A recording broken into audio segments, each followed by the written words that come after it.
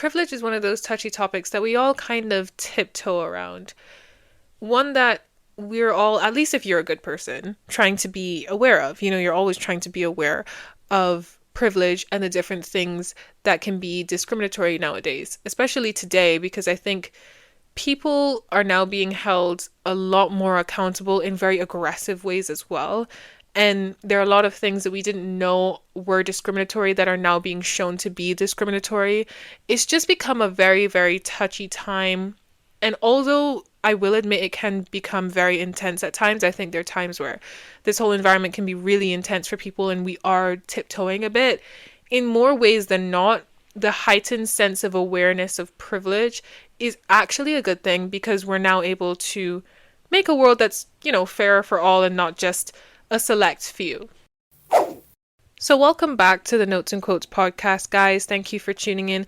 Once again, if you are here for the first time, I really do welcome you to this community. So happy to have you here. And today we are unpacking privilege, mainly understanding privilege, what it means, and using it for change, knowing and understanding how we can use it for change. Now, please don't think that I'm going to sit here and define for you what privilege is. I think that would be a waste of time. I think everybody understands or has a general knowledge of what privilege means. But the thing about it is that I don't think people really understand what privilege they have and how privilege can be used and what responsibilities you have when you have privilege. Because the reality is, and this is for myself as well, if you're not a rich white male, it can be really difficult for you to see what privileges you hold. It can be really difficult for us, no matter who you are, to see what kind of unconscious biases that we hold and the ways in which our privilege can benefit us over others. Because a lot of the time, if you are from a marginalized community or if you just didn't grow up with a silver spoon in your mouth, is it a silver spoon or a gold spoon? Like, you weren't a trust fund baby, you don't really see yourself as being privileged. I think a lot of us don't really want to acknowledge our privilege. We can become really caught up in the idea of the self-made man or the self-made individual who can say to themselves, I'm, like I said, not a trust fund kid. I'm not white. I'm a girl. I come from this community and I had to work for everything I have today. I pulled myself up by my bootstraps, that kind of mentality that it wasn't just handed to me. And although you did, work for what you have and there are certain privileges that were not afforded to you, nobody is here to dispute that. I'm not disputing that. I'm not discrediting the hard work that people put into their lives. But I think when you're so stuck in that self-made mentality, you become blissfully oblivious to the fact that there are certain privileges that you hold that got you to where you are today.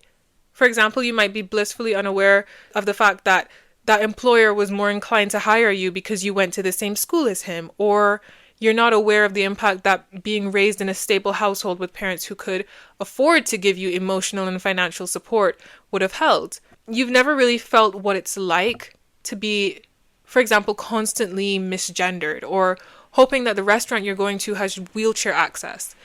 There are all of these little things that make up our experiences or don't make up our experiences that shape the life that we have today. So like I said, I'm not here to define privilege for anybody, but really explain to people the responsibilities you have as a privileged person, because we are all privileged. And that's what brings us into our quote for today. So our quote for today comes from Noam Chomsky, who says, "The more privilege you have, the more opportunity you have. The more opportunity you have, the more responsibility you have." When I hear this quote, it immediately brings me back to Spider-Man and Uncle Ben's quote of, oh my gosh, no, not me blanking on it now. That's crazy. Right, with great power comes great responsibility. It's the exact same principle. I wonder if Noam Chomsky took it from Spider-Man. But anyway, the more privilege you have, the more opportunity you have. The more opportunity you have, the more responsibility you have. So let's get into it. When I was conducting my research on this topic, I came across a really captivating blog post, which I will end up linking in the show notes as well. So just scroll down there and go check it out. And also follow the Instagram or LinkedIn, because I'll probably do a bit more on this there as well. But it highlighted exactly what I'm trying to stress to you today. The fact that it can be really hard for people to acknowledge their privilege.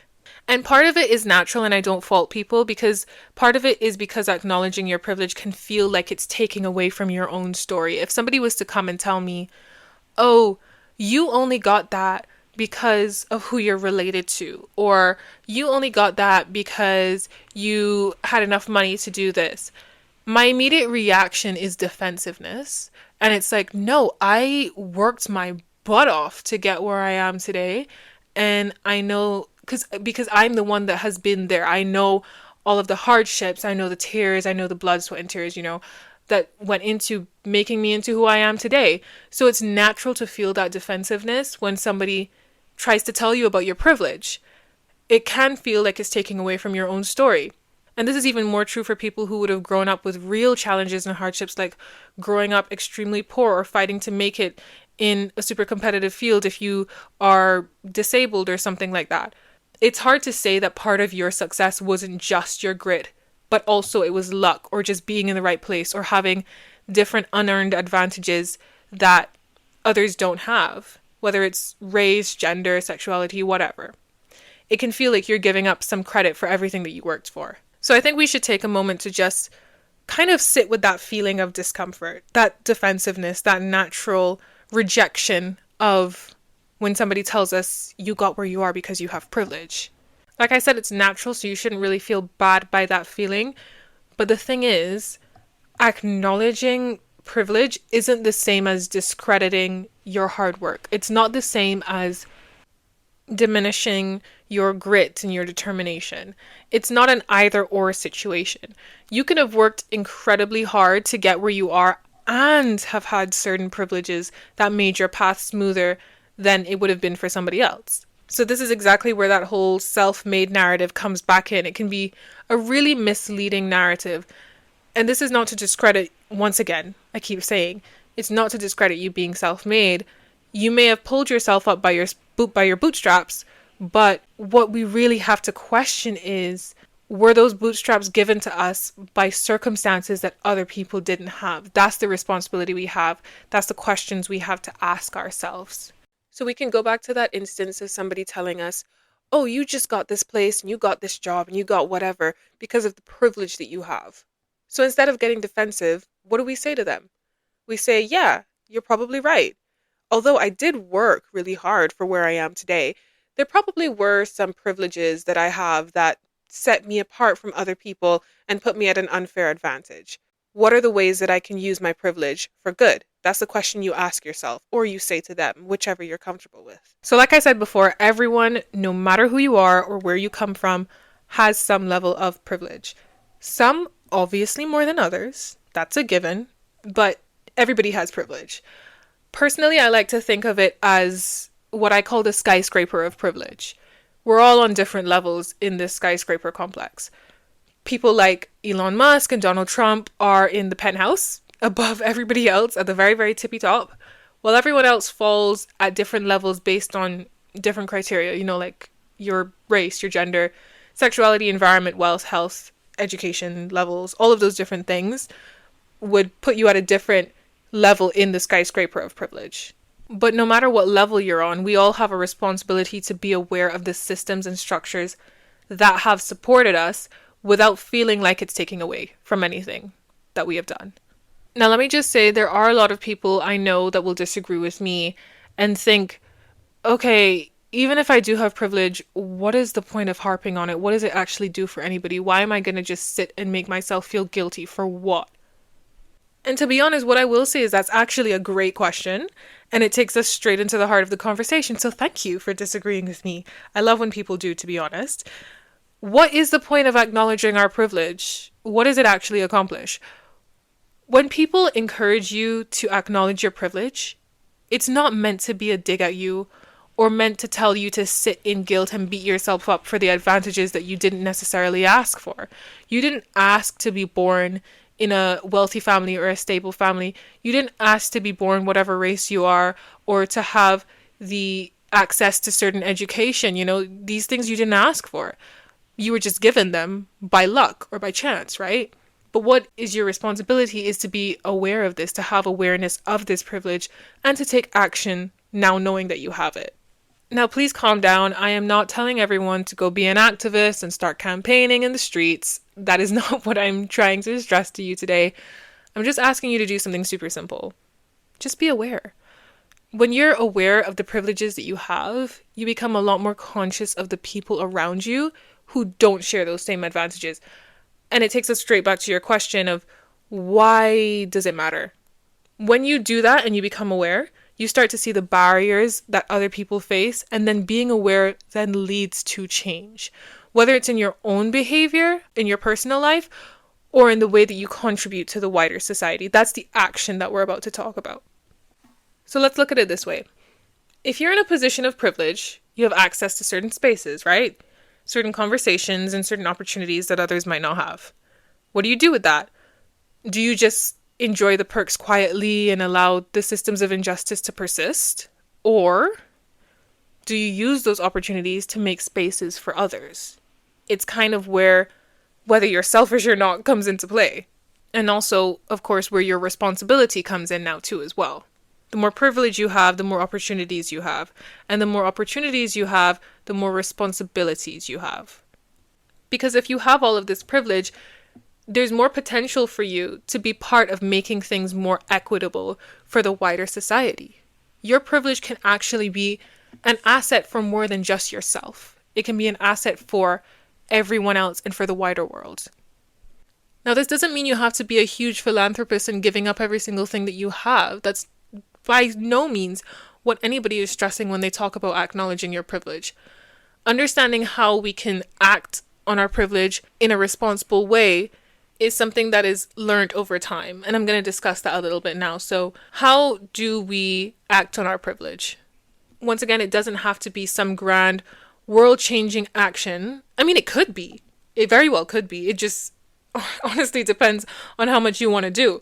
But really, it could really just be as simple as speaking up when you notice somebody isn't being included. We learned that from like primary school level. Speaking up when you see somebody isn't being included, or you see somebody is deliberately being excluded, or creating a space for voices that typically would go unheard. And this goes at every level in every sector, whether it's at work, whether it's even at home, whether it's amongst your friends, whether it's online, whether it's in the wider society with some phenomenon that you're seeing. If you see that there are certain voices that are not being given a seat at the table, then try and make space for them.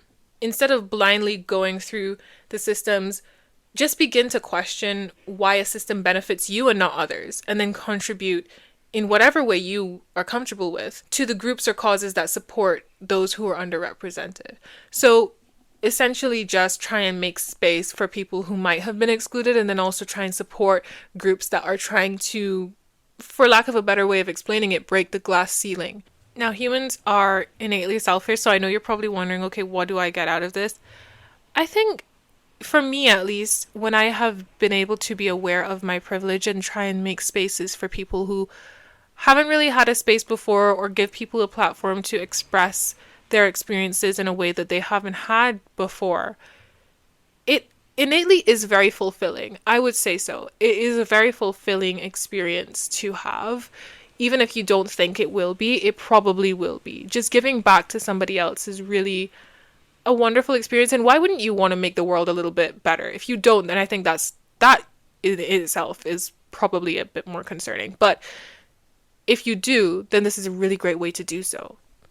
Because if you're in a position of power, you can create avenues for those struggling to enter areas that they just would not have been previously privy to. And there's so many little ways in which you can do so beyond the ways that I would have mentioned myself. But one thing that I would really point out that I learned a lot over the years as well, because even though I have been aware of my privilege for a while, and I've been in spaces where it's very advocacy based and that kind of thing, what I have learned though is that it's really important to be able to know that navigating privilege and understanding your privilege and speaking up for other people is not really a one and done thing.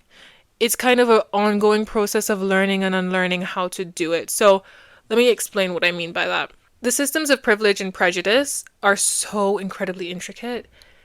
there's so many different parts of it that you have to understand, like the intricacies of Black histories, the intricacies of LGBTQ communities, and what's needed and what's not needed, and especially specific to the various contexts of what we're talking about. So you can't just get excited about making the world equal for everyone and go trailblazing into every space, advocating for this and that, and speaking up for everyone. You got to be able to know when you might need to take a step back and listen to others, and when you have the responsibility to speak up and take action. You have to know when to do both of those things. And having an understanding of that, I found, is really crucial when unpacking our privilege and navigating just how to use it. When it comes to explaining the experiences of marginalized people, for example, that might be a sit back and listen moment. When it comes to discussing how it feels to be a marginalized person, that's a sit back and listen moment. You should never try to speak up for or in place of a marginalized group, because it's just not your space. It's not your place at all to go in and speak on the experiences of that community. So for example, if I was at a pride rally, I'm there as an ally, I'm there supporting.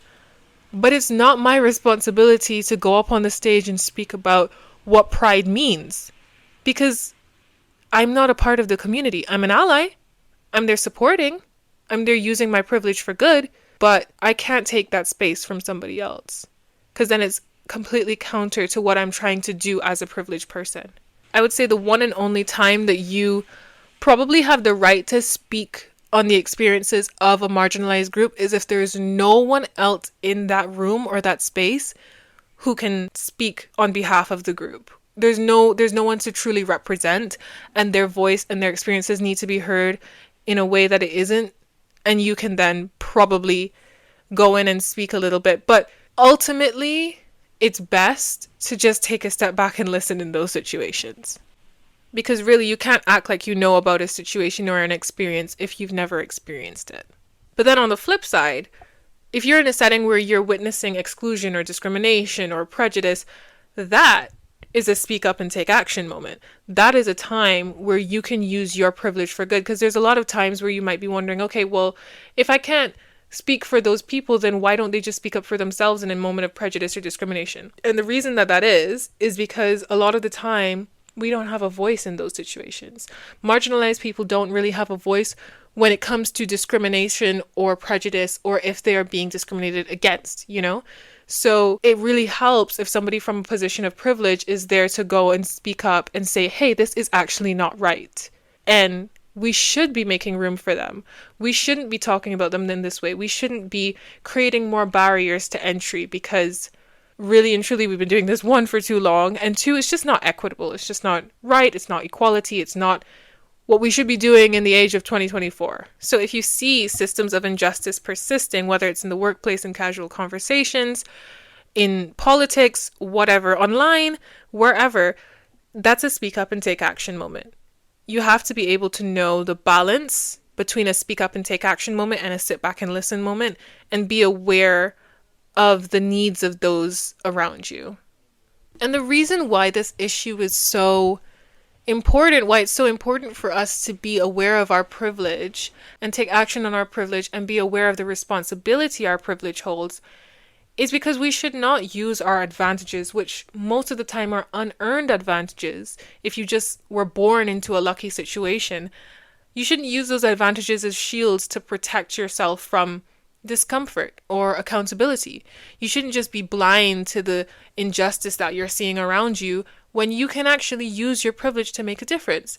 We all have a responsibility to cultivate a fair society that, is equitable and equal for all. And the way that we can do so is not just through acknowledging our own privilege, but actively using that awareness that we have of our privilege to dismantle the barriers that others have faced for decades.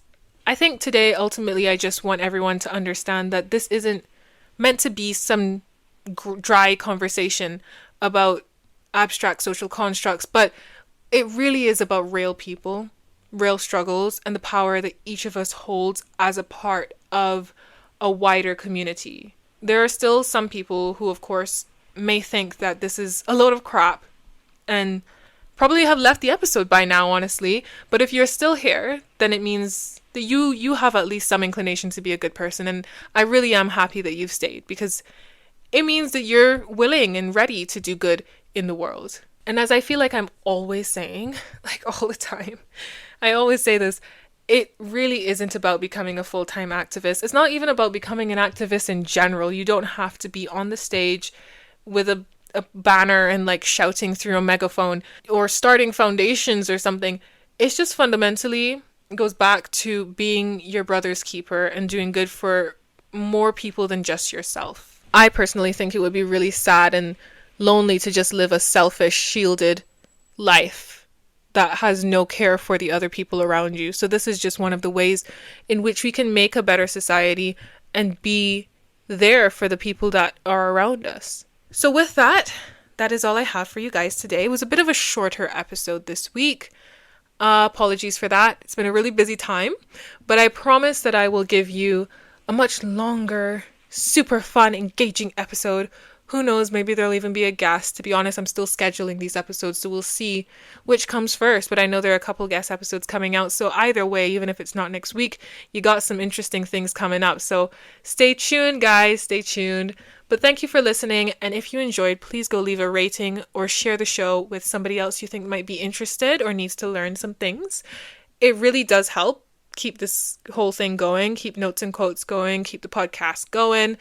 I know it's cringe, but please do go leave a review or follow. And if you're curious about the Notes and Quotes podcast, you can check us out on our socials. We are on almost everywhere: Instagram, TikTok, YouTube, LinkedIn, and that's it. So once again, thanks for listening, and I'll see you guys next Tuesday. Bye!